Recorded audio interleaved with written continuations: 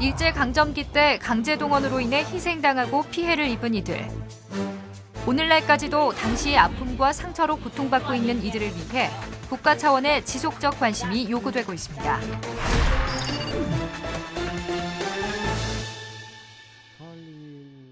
그게 이제 쭉 저희가 됐고 일제 강점기 때 피해를 보신 희생하신 분들에 대한 여러 가지 문제가 아직도 산적한 과제로 그냥 남아 있습니다. 그동안 정부 차원에서 위원회를 구성해서 이러한 일을 한다고 했습니다만 아직까지 초보적인 단계입니다.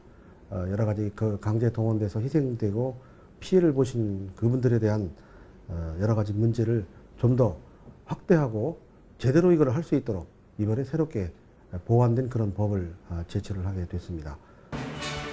일제강제동원 피해 진상조사와 유해봉안 및 지원 등에 관한 법률안은 일제강제동원 피해자들의 고통을 치유하고 국민화합에 이바지하기 위한 법률안으로 강제동원 피해 진상을 규명하고 유해봉안과 피해자 위로금 지원 내용을 담고 있습니다. 일제강제동원 피해자는 명칭여하를 불문하고 자기 의사와 관계없이 강제로 동원된 사람 전체를 가리킵니다. 그래서 이를테면 군인, 군무원, 정신대, 근로자, 위안부 전체를 다 가리키게 되는 것이죠. 일제강점기 당시 군수물자 생산 및 인프라 건설을 위해 강제 동원된 한국인은 무려 648만 명에 이릅니다. 2004년에 정부 차원의 처음 그 지원위원회가 만들어졌고 2005년부터 접수를 받고 거기에 대한 조사를 해왔는데요. 지금까지 약 23만 건을 접수를 해서 100% 다 처리를 했습니다. 근데 그 중에 실제 이제 위로금이나 이런 것이 나간 것은 그 중에 일부인 4천 건 정도만 위로금이나 이런 게 나갔습니다. 또 위원회가 일정한 소수의 인원으로 하다 보니까 좀 더 심도 있고 제대로 된 조사를 해야 되는데 현지에서 단순히 이제 서면이나 또 인후 보정이나 그런 조사 정도로 그치다 보니까 제대로 된 조사가 못된 그런 부분도 있습니다만. 정부는 일제강제동원 문제와 관련해 2번의 위원회를 발족시켰고 현재 그 2개를 통합한 위원회가 활동 중입니다. 제가 이 법안을 그동안 관심을 갖고 쭉 눈여겨보고 새로 제안도 하면서 느낀 점이 이 일제강점기 피해자 지원 문제를 어떤 특정한 정부나 정권의 문제로 봐서는 안 된다는 겁니다. 앞으로 누가 국정의 책임자가 되든 이 문제에 대한 확실한 의지와 관심을 갖고 제대로 된 지원 조치를 해야 된다고 생각이 됩니다. 제일 어려운 것이 위원회가 이렇게 한시적 기구가 되다 보니까 올해 말로 되어 있습니다. 그리고 금년 6월에 접수를 마감했어요. 더 이상 접수하지 말라는 거죠. 이게 어떤 그 한시적 기구나 한시적인 일로 끝날 일이 아니기 때문에 이번 법에서 아예 이 시기 한시적인 걸 철폐를 하고 상설화하자. 사할린 경우에 그분들은 또 다른 아픔이 있습니다. 그분들이 국내에 들어와서 직접 정착하고 주거, 생활 여러 가지 그런 것들을 누리고 또 그분들이 유해를 봉안하고 또 묘역을 조성할 수 있는 그런 여러 가지 지원의 근거를 마련하는 게 저희들 입법의 주요한 내용 중에 하나입니다. 역사의 피해자 그런 말만으로 끝내기에는 너무 어렵고 힘든 그런 상황들입니다.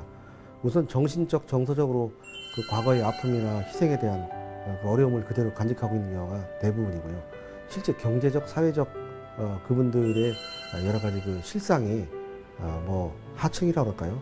우리가 2000년도 넘어서 이 문제를 제기했다는 자체가 안타깝습니다만 이제라도 그분들한테 제대로 된 배상과 또 정신적 위로와 정복할 수 있는 모든 그런 충분한 조치를 해줬으면 하는 바람입니다.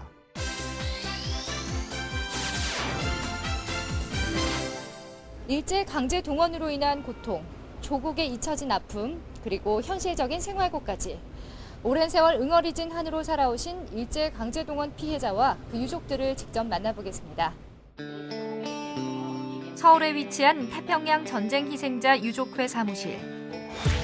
태평양 전쟁에 강제로 참전했던 분들과 그 유족들이 모여 계신 곳입니다. 어르신은 어느 전쟁터에서 싸우셨나요? 세계대전 최전방 3년간 복무해서 제대하려고 그랬더니 세계대전이 터져가지고. 그러면 같이 끌려간 한국인 분들은 그때 다 전사를 하신 건가요? 지금 거기만 다 죽었어요. 없어요. 나하고 한 사람이 있던 사람도 작년 세상 뜨고 없어요. 그래요? 지금 결혼해갖고 사람을 낳았어요. 몇 년째 지금 계속 싸우고 계신 거예요? 이제? 거기서 싸운 거 아버지께서 사할린으로 언제 끌려가신 거예요? 제가 태어나고 4개월 된 해 아버지가 일본 갔어요. 마지막 이제 소식은 배에서 사망했다 하는 연락을 받았지. 보조개로는 아버지 이름으로 내가 딸로 안 돼가 있고 이제 큰아버지 이름으로 딸로 돼가 있으니까 나는 아무 보상도 못 받았어. 돈이 문제가 아니라 이때까지 돈 없어도 나온 철에 살았는데 호적 정리를 하고 싶어요. 가슴속 사무치는 고통은 세월이 흘러도 여전했습니다.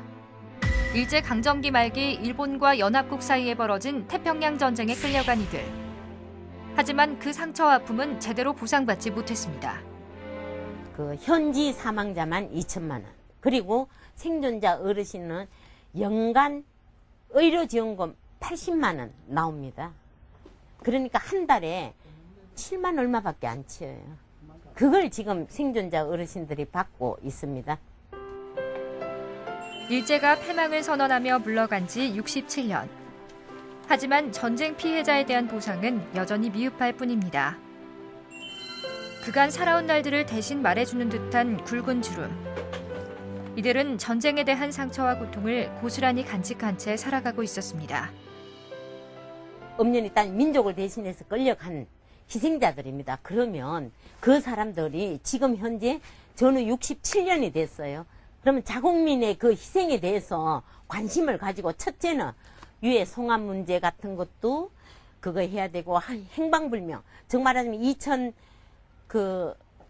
1945년 1월부터 8월 15일 사이에 갖는 분들이 행방불명이에요.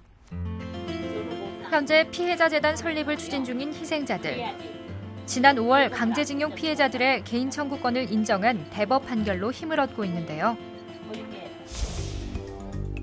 강제동원 진상규명에서 또 하나 짚어야 할 의미가 있습니다. 30여 년간 일본을 상대로 싸워온 피해자 배상 요구인데요.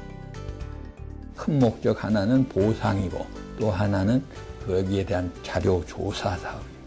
피해 보상 재단이 만들어질 조건은 다 갖추어져 있고 준비가 돼 있으니까 금년 9월 안으로 재단이 발족이 되기를 희망을 하고 일본 쪽에서도 그거를 바라고 있습니다. 오랜 세월 응어리진 한을 풀기 위해 직접 피해자 재단 설립에 나선 희생자들. 이들의 아픔을 국가가 외면해서는 안 될 것입니다. 일제 강제징용 피해자의 아픔을 위로하고 그 유족들의 눈물을 닦아주는 것. 대한민국이 미래로 나아가기 위해서 반드시 풀어야 할 우리 모두의 과제입니다. 광복 67주년 참 세월이 많이 흘렀습니다. 많이 흘렀는데 아직까지도 그 광복에 관련된 그런 아픔들을 치유하지 못한 데 대해서 아쉽게 생각을 하고요.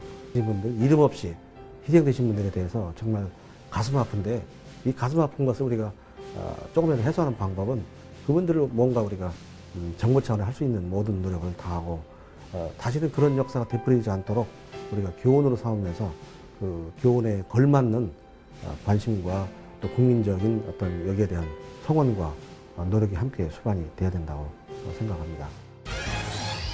일제 강제동원 피해 진상 조사와 유해 봉안 및 지원 등에 관한 법률안. 법안이 통과되면 이렇게 바뀝니다.